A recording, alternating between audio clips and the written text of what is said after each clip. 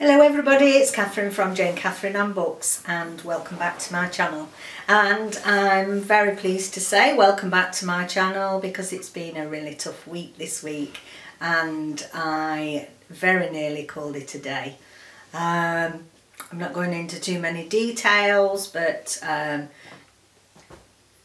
just be careful how you comment on people's channels because everybody puts things in a way that they feel is best intended, and perhaps with the wording not everybody sees it that way. And you know, also it's been a very tough week. I'm really missing my mum at the moment. I think it Strictly Come Dancing here in the UK, and my mum really loved that, and we'd always have a bit of a conversation after it finished to see what we thought to the dancers and who we wanted to win and that sort of thing. So yeah, you know, it's only 6 months since I lost her, and you know, I'm bound to have these tough moments. So yeah, it's been very hard week. And also I sent a big box full by courier of books to my bestie Kerry Ann, and somebody stole it. Somebody stole it. The stupid courier, begins with H, naming no names, left it on their front doorstep when they weren't in, and yeah, somebody's stolen it, and there was a whole box full of books in there.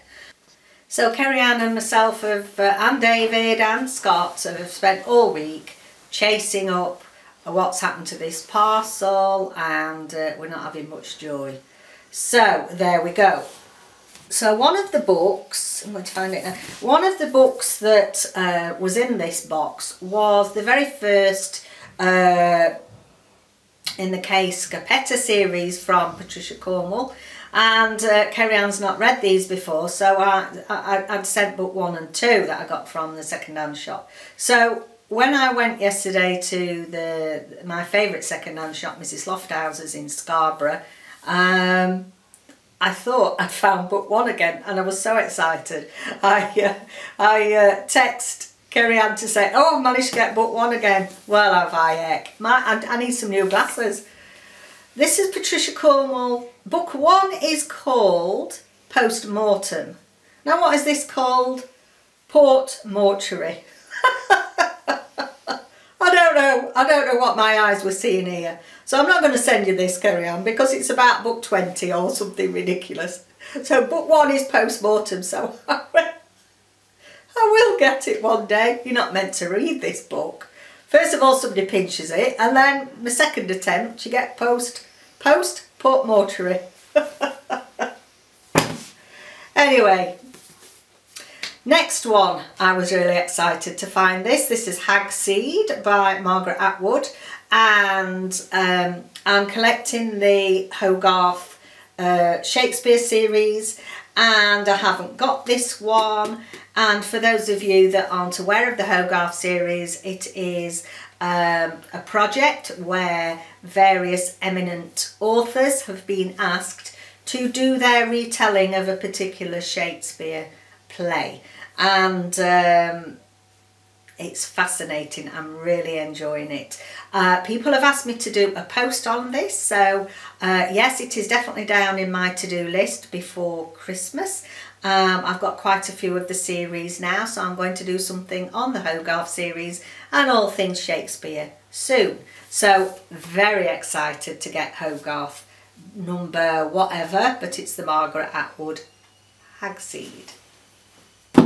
Next, now I've never heard of this author. This is author Andrew Miller, and this is called Oxygen, and he's written quite a few books. What year was this one?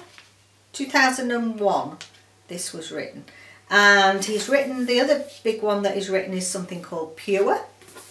And I was just intrigued by this. So in the summer of 1997, the year of the comet, Alec Valentine returned to the West Country house of his childhood to care for his gravely ill mother. Alice, a task that reinforces his deep sense of inadequacy. In San Francisco, his older brother Larry prepares to visit too, while knowing it will be hard to conceal that his acting career is sliding towards sleaze and his marriage is faltering. So there's 4 of them that come together, and I think this is going to be a really nice family drama, and intrigued to see what the writing's like for a new author. So that's Andrew Miller, Oxygen. Another new author for me, Tim Winton, Eyrie, and it's a nice colours of blue with some birds on. And yeah, I'm interested in this one too. He's written many books. I mean, the latest one came out this year, 2018. I'm trying to remember. Just excuse me while I get my notes. I did jot it down what it is called, this latest one. It's called The Shepherd's Hut. So obviously still writing quite prolifically. And this 2013, this one. So this says, for a quarter of a century, he has steadfastly produced an oeuvre of beauty and distinction with his stories of lost souls, family bonds and redemption. This is an enthralling novel. Winton's latest novel is one of his best. Visceral, wry, emotionally complex, packed with black humour, tragedy and pathos. So, like the sounds of that one, Tim Winton, Eyrie. And then the last 3, and you will smile because we're in this shop and it's like in Aladdin's cave. There's shelves and there's 4,000 books in there, and it was quite busy yesterday. And we were just about to leave, and I just glanced back towards the crime section in case there was anything I'd missed. And suddenly, before my very eyes that I weren't seeing very well when I clearly picked Kerry Ann's book, 3 Corolla Dawns, my Daisy Dalrymple cosy series, and I sort of gave this whoop, because you forget yourself, don't you, when you're buying books. I was in the middle of this shop and I went, oh, or whatever, you know, my version of whooping. And yeah, found 3. So they are towards the end of the series, so I've got a long way to wait. But yeah, The Bloody Tower, The Black Ship. Oh, and last but not least, just look at this. Die laughing. He's been in that dentist chair a long time, that man. So, very excited to get 3 more. Now, the only brand new book that I got in this haul, literally hot off the press. It's only just arrived. I was in the middle of filming and the courier turned up with this one that I pre-ordered, so I'm very excited. Ta-da! And this is XX by Angela Chadwick, and it said, how far would you go for a child of your own?